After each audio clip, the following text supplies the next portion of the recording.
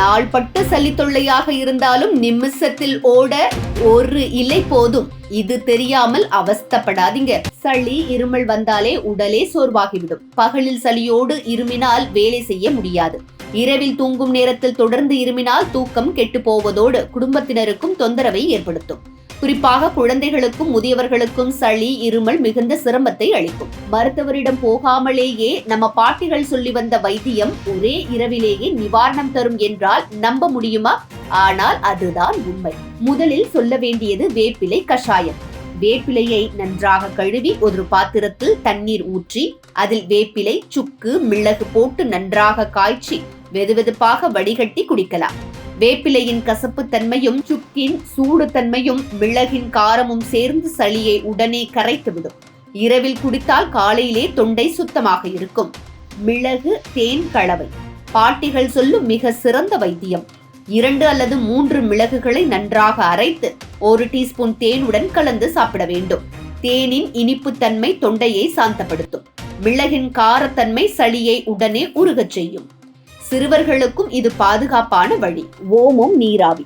ஓமத்தை ஒரு கிண்ணம் தண்ணீரில் போட்டு நன்றாக காய்ச்சி அந்த நீராவியை துணியால் மூடி மூச்சில் இழுக்க வேண்டும். சில நிமிடங்களில் மூக்கடைப்பு குறைந்து மார்புக்குள் தேங்கிய சளி உருகி வெளியேறும். இதை இரவில் செய்தால் தூக்கமும் எளிதாக வரும். சுக்கு, மிளகு, திப்பிலி கஷாயம் தமிழர்களின் பழமையான ரகசியம். இந்த 3 பொருள்களும் சளி இருமலுக்கு அற்புதமான மருந்து.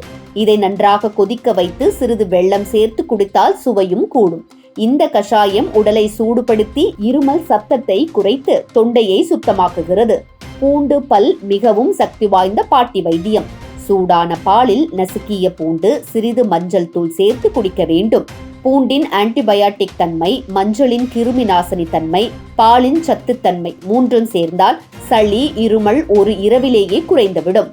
துளசி, இஞ்சி, தேநீர் இன்னொரு அற்புதமான வைத்தியம்.